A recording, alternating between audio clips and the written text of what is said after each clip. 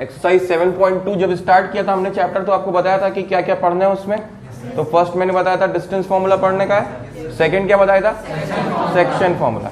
ये एक्सरसाइज दो चीजों पर डिपेंड करेगी, सेक्शन फॉर्मूला और मिड पॉइंट, सेक्शन फॉर्मूला और मिड पॉइंट फॉर्मूला। और जो डिस्टेंस फॉर्मूला पहले पढ़ रखा है वो आपको पता होना चाहिए, क्योंकि जो प्रीवियसली वो पढ़ा चुके हैं प्रीवियस चैप्टर एक्सरसाइज में, तो वो इसमें तो दे भी सकते हैं, कोई बड़ी बात नहीं है।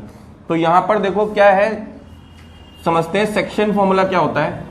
तो अगर ए बी एक लाइन है, ए बी एक लाइन हो गई, इसके पॉइंट x1, y1 है और इस पॉइंट के कोऑर्डिनेट क्या है, x2, y2। क्लियर बात। एक पॉइंट और देगा P, ठीक है। ये पॉइंट P ए बी पर कहीं भी हो सकता है, बट ये बोलेगा कि ये जो पॉइंट है ये m1 रेशियो m2 में ए बी को डिवाइड कर रहा है। किस में डिवाइड कर रहा है, m1 रेशियो m2 में। इसका मतलब ये हुआ कि AP अपॉन PB कितना है, m1 बाय m2 है।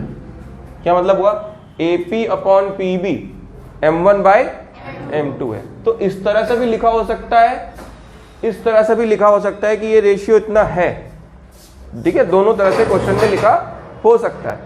या फिर हो सकता है कि AP अपॉन AB गिवन हो। क्या गिवन हो, AP अपॉन AB गिवन हो। तो अगर AP अपॉन AB गिवन है या और इसके अलावा और कुछ भी गिवन है, तो हमें उसे कन्वर्ट करके AP अपॉन PB तो बनाना ही है, और कोई रेशियो नहीं चाहिए। ये वाला रेशियो चाहिए, ये पॉइंट चाहिए, ये पॉइंट चाहिए। और अगर पॉइंट P जो है उसके कोऑर्डिनेट्स x, y हैं, क्या है, x, y, तो सेक्शन फॉर्मूला बनता क्या है, x के लिए अलग से लिख सकते हैं, y के लिए अलग से, बाद में हम x, y करके उसके कोऑर्डिनेट्स लिख देंगे। तो x के लिए जो फॉर्मूला बनता है वो बनता है m1 x2 plus m2 x1 upon m1 plus m2। ये सिंपल सा फॉर्मूला बनता है। For x and for y we have m1 y2 plus m2 y1 upon m1 plus, समझ में आई क्या बात। इसको क्या बोलते हैं, सेक्शन फॉर्मूला। क्या बोलते हैं, सेक्शन फॉर्मूला। अब यही ए बी लाइन है और इसका एक मिड पॉइंट है m। सपोज ये m क्या है, ये मिड पॉइंट है। अगर ये इस लाइन का मिड पॉइंट है तो क्या कोई बता सकता है कि ये m पॉइंट ए बी को किस रेशियो में डिवाइड कर रहा है, m ए बी को किस रेशियो में, 1:2, 1 इक्वली करेगा ना, जो करेगा इक्वली। तो 1 यानी m1 का वैल्यू कितना हो गया, m2 का वैल्यू कितना हो गया, जरा यहां पुट करके देखते हैं। m1 1 इंटू x2 प्लस ये भी 1 इंटू x1 अपॉन 1 प्लस 1। तो x के लिए एक फॉर्मूला आ गया, क्या आ गया भाई, x2 प्लस x1 अपॉन 2। तो इसको आप x1 प्लस x2 बाई 2 भी बोल सकते हो, क्योंकि प्लस का साइन है तो हम आगे पीछे भी कर सकते हैं। तो x1 प्लस x2 बाई 2। उसी तरह से y के लिए भी एक फॉर्मूला आ गया हमारे पास। y के लिए क्या आया, y is equals to y1 plus y2 by 2। यानी इसके कोऑर्डिनेट क्या है, xy है, और इसके क्या है, x1 y1, और ये क्या है, x2, ठीक है। तो इसी को हम मिड पॉइंट बोल देते हैं, mid point formula. Question number 1 देखो क्या कह रहा है, find the coordinate of the point which divides the join of -1,7 and 4,-3 in the ratio 2:3। तो ज्वाइन ऑफ मतलब दो एंड पॉइंट दिए हैं लाइन के, ठीक है। ऐसा बनेगा फिगर जरूर बना देना। यहाँ पे क्या क्या दिया हुआ है देखो, ये पहला वाला पॉइंट क्या दिया हुआ है, -1,7। ये वाला पॉइंट क्या दिया हुआ है, 4,-3, ठीक है भाई। -1,7, 4,-3। एक पॉइंट चाहता है जो किस रेशियो में डिवाइड कर रहा है, 2:। तो यहाँ पे मेरे पास x1 का वैल्यू क्या हो गया, -1, x2 का वैल्यू 4, y1 का वैल्यू 7, y2 का value -3, m1 is 2, m2 is 3। Clear है बात? अभी क्या किया हमने, फॉर्मूला पुट किया x का by section formula, by section formula. क्या हुआ है सेक्शन फॉर्मूले के साथ में, x is equals to m1 x2 plus m2 x1 upon m1 plus m2। Value substitute कर देते हैं यहाँ पे, 2 into x2 is 4 plus 3 into x1 is -1 divided by 2 plus 3, तो कितना हो गया ये 8 minus 3 by 5 which one is equal to 5 by 5, so answer is 1, answer is 1। Similarly for y, तो y इज इक्वल्स टू क्या हो जाएगा, y is equals to m1 y2 plus m2 y1 upon m1 plus m2। Values put कर दो, ये 2 y2 कितना है भाई -3 है, प्लस m2 कितना है 3 इंटू y1 कितना है 7 है, अपॉन में कर दिया हमने 2 प्लस 3, तो कितना, ये 3 प्लस 2 5, इधर क्या हो गया देखो 15 अपॉन 5, और ये कितना हो गया 3। तो रिक्वायर्ड पॉइंट क्या हो गया, ये y का वैल्यू आ गया अपना, और ये वैल्यू x का था, तो रिक्वायर्ड पॉइंट क्या हो गया 1,3। 1,3 वो पॉइंट है जो कि इस लाइन को 2:3 में डिवाइड कर सकता है। क्वेश्चन पढ़ रहा हूं, find the coordinate of the point of trisection of the line segment joining this point 4,-1 and -2, -3।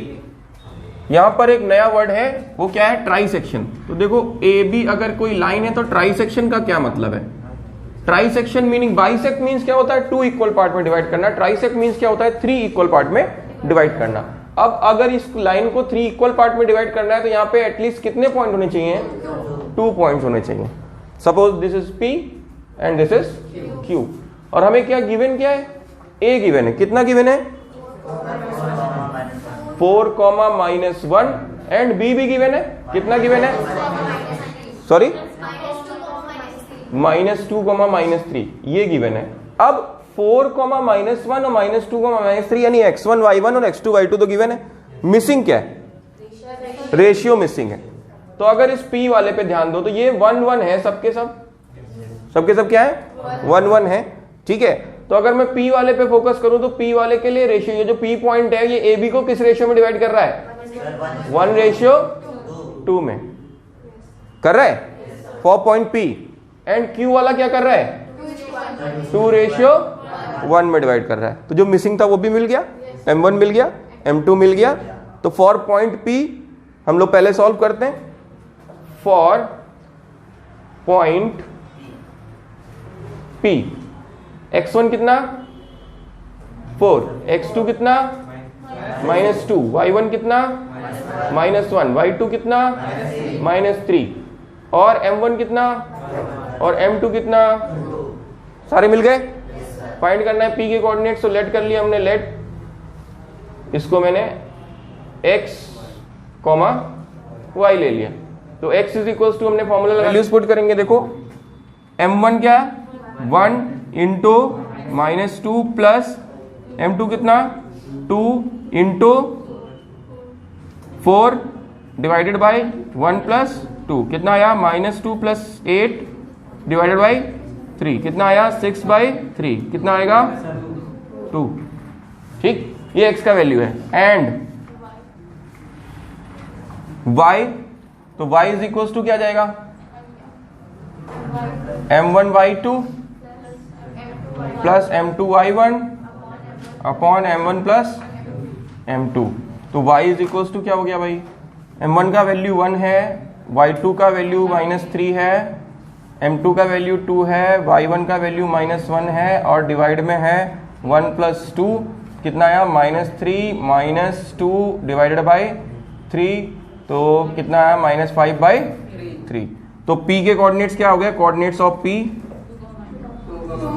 Coordinates of P is 2, -5/3।